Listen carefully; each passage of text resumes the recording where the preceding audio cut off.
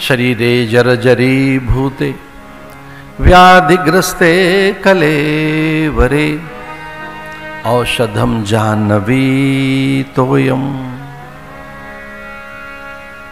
ऐसी गंगा मां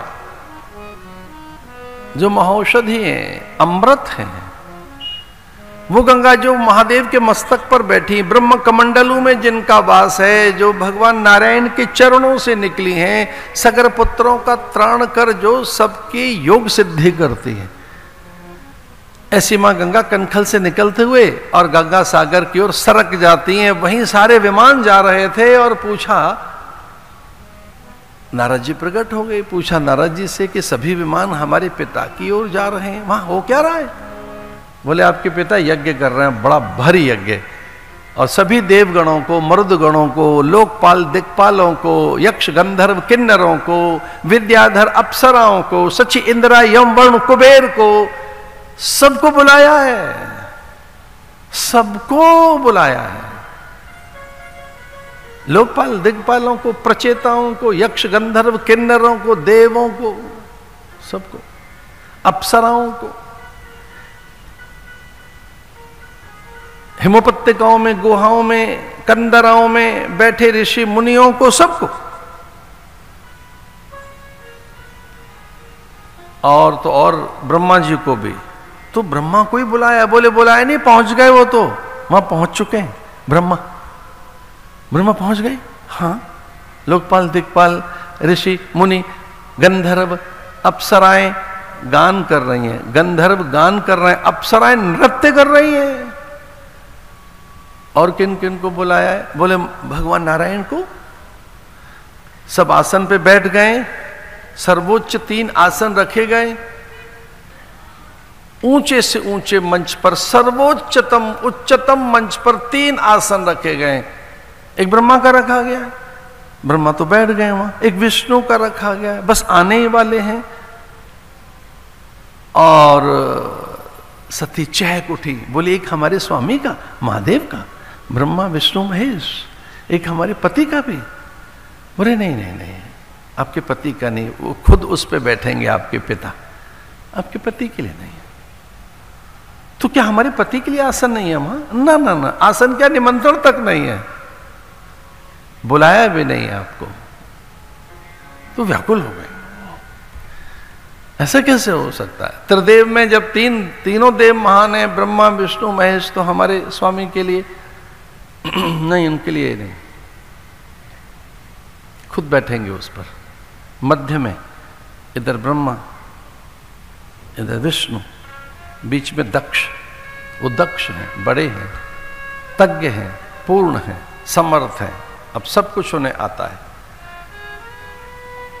और यहीं से पतन का मार्ग आरंभ होता है। जब आप ये कहने लगे मुझे सब आता है, मैंने सब सीख लिया, मैंने सब जान लिया, मुझे सब कुछ पता है, फिर आप पढ़ते नहीं हैं, अध्ययन नहीं करते, फिर आपकी जिज्ञासाएं जगती नहीं हैं, आप अन्वेषण नहीं करते, फिर आपको उपदेश भी अच्छे नहीं लगते, दूसरों की सीख और सलाह, फिर आप क्यों जाएंगे महापुरुषों के चरणों में जब आपको सब कुछ आ ही गया है? तो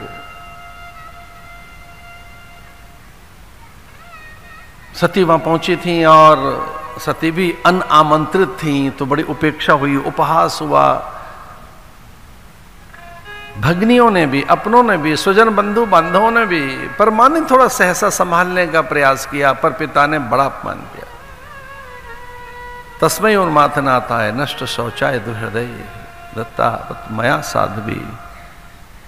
मेरी पुत्री तो साध्वी जैसी है, लेकिन ये महादेव के संग में रहकर ये भी नष्ट आचारा, इसे कुछ पता नहीं, आचार विचार शून्य हो गई है। स्मशान में रहने वाले महादेव की यह अर्धांगिनी यद्यपि मेरी पुत्री है, पर इसे शौच आचार का नहीं पता, आचार विचार का ज्ञान नहीं है। ऐसे महादेव की निंदा जब होने लगी, भारी निंदा, तो सहन नहीं कर सकी सती और वह उस कुंड में कूद गई। ददध से हो रतक कलमशः, भयानक उन ज्वालाओं में आहूत कर दी अपनी देह, और यह क्या कर तेरा मैं सर्वनाश कर दूंगी। तू महादेव की निंदा करता है, उस देव की जो आशुतोष है। जो किंचित जल धारा से प्रसन्न हो जाता है और केवल स्मरण मात्र से महादेव महादेव महादेवेति यो वदेत एकेन लभते मुक्ति द्वाभ्याम शंभु ऋणी भवेत। मेरा महादेव जो देवादिदेव हैं, जो कर्म साक्षी हैं, युग साक्षी हैं, देव साक्षी हैं, सनातन हैं और जो ईश साक्षी हैं, ये भगवान के नाम है इतने। भगवान महादेव क्या है? कर्म साक्षी, देव साक्षी, ईश साक्षी, जो ईश्वर के भी साक्षी हैं, जो गवाह हैं विष्णु के, स्वयं साक्षी, जो नित्य है। ऐसे महादेव की निंदा जिनके विषय में ऐसा आता है महादेव महादेव महादेवेति यो वदेत एकेन लभते मुक्ति द्वाभ्याम शंभु ऋणी भवेत। एक बार कोई महादेव कहे तो भगवान मुक्ति दे देते हैं। एक बार कोई महादेव कह दे, बिल्व पत्र हाथ में लेकर, गदगद होकर, आंखों में अश्रु लेकर, अथवा यूं गीलापन लेकर, अथवा तो यूं ही उन्माद में, आलस्य में, प्रमाद में, जड़ता में, यूं ही एक बार कह दे महादेव एकेन लभते मुक्ति, तो एक बार में मुक्ति दे देता है मेरा पति महादेव। द्वाभ्याम शंभु ऋणी भवेत। दूसरी बार में तो भगवान शिव कर्जदार हो जाते हैं महादेव कहने वाले के। बड़ी लंबी कथा है।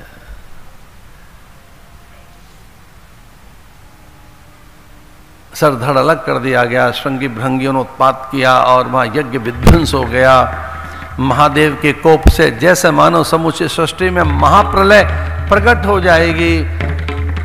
भगवान विष्णु से रहा नहीं गया, उनके चक्र ने सती के 51 टुकड़े कर दिए, अलग अलग अलग बखेर दिया कि दिखे नहीं महादेव को। वो इतना अधिक अनुराग महादेव को अपनी पत्नी के प्रति हो गया कि जो मेरा अपमान नहीं सहन कर सकी और यज्ञ कुंड में कूद गई।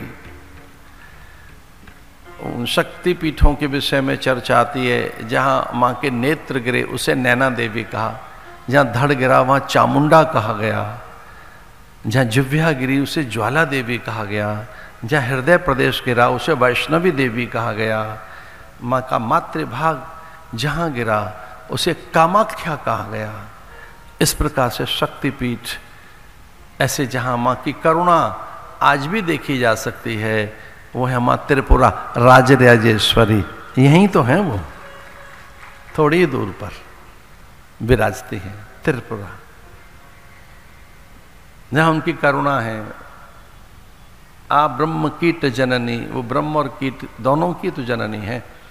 सुधा सागर मध्यस्थाम, सुधा सिंधुर मध्य, वो यहाँ मरुभूमि में बागड़ की धरती पर कहीं पत्थर वाले गांव में चुपचाप बैठी हैं त्रिपुरा मां राजराजेश्वरी ललिता पराम्बा।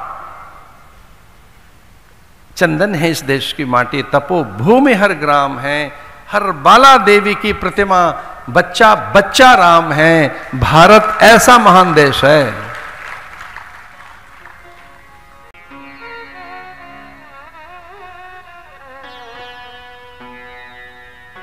शेर का बच्चा भेड़ों में घिर गया, पता नहीं कहां चली गई शेरनी, और छोटा सा बच्चा वो सिंह शावक और भेड़ों में, उसे कुछ पता नहीं। जैसे भेड़ें चरती हैं वैसे चरता, जैसे भेड़ें डरती वैसे डरता, भेड़ें दुबक जाती वो दुबक जाता, भेड़ पीछे पीछे चल रही है कि भेड़ के, वो भी भेड़ों के पीछे पीछे पीछे चलता, डरा हुआ, सहमा हुआ, भयभीत, घास चरता है, जरा सी आहट से डर जाता है।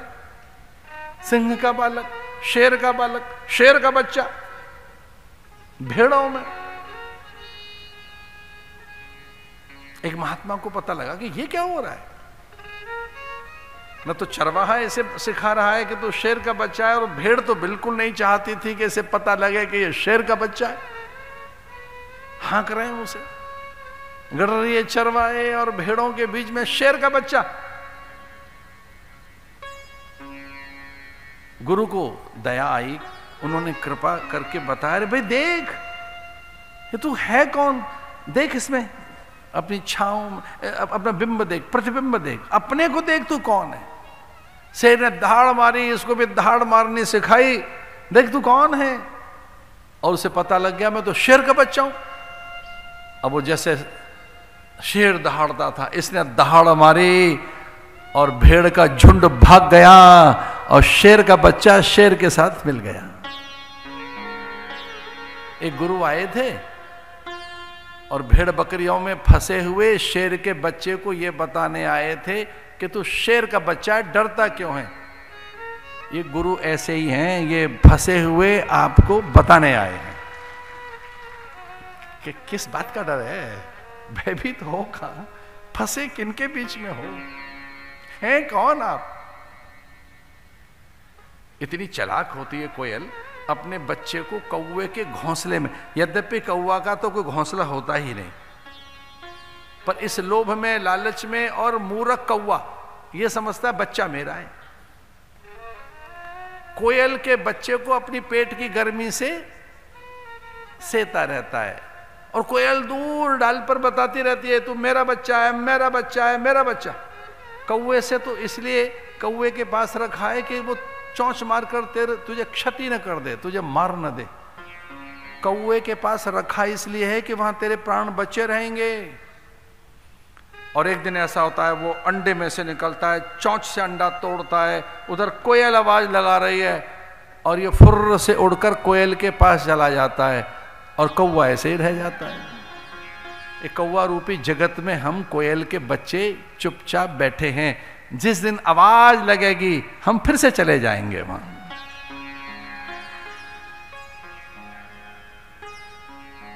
कछवी अपने अंडों को छुपाती है रेत में, दूर चले जाते हैं कछवा कछवी और ध्वनि देते जाते हैं, शब्द, नाद, अनहद, तरंगे देते जाते हैं। बच्चा उन तरंगों को पकड़ता रहता है, नाद को पकड़ता रहता है, तरंगों को, स्पंदनों को पकड़ता रहता है बच्चा। और बहुत दिन के बाद जब लौट के आते हैं तो वो भी अपने बच्चों को पहचान लेते हैं, हमारे अंडे अब बच्चे हो गए यहाँ छुपे हैं।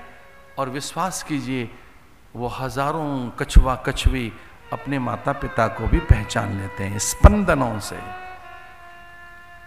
या अचानक ही हम भूल गए हम कौन हैं, क्या हैं। वो तो कृपा करके गुरु आ जाते हैं हमारे जीवन में और एक स्पंदन, नाम दे देते हैं, मंत्र दे देते हैं, इसे जपते रहना, जपते रहना, जपते रहना। और एक दिन पता लग जाएगा आप कौन हो, किसके हो, किस कुल से हो। विभुम व्यापकम ब्रह्म वेद स्वरूपम निजम निर्गुणम निर्विकल्पम निरीहम चिदाकाशमाकाश। देखिए आपका रूप स्वरूप क्या है, अब मिल जाते हैं उस तत्व से। वेद स्वरूपम, वेद माने ज्ञान। तो जिस दिन ज्ञान होगा सदा सज्जनानंद दाता पुरारी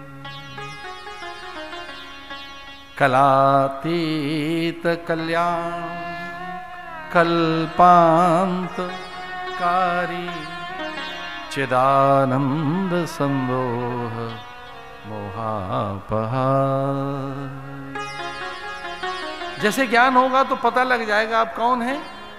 निराकार ओंकार मूलम तुरीयम गिरा ज्ञान गौतीत मीशम गिरीशम। ये आपका पता है, महादेव का नहीं है, खुद का आपका पता है।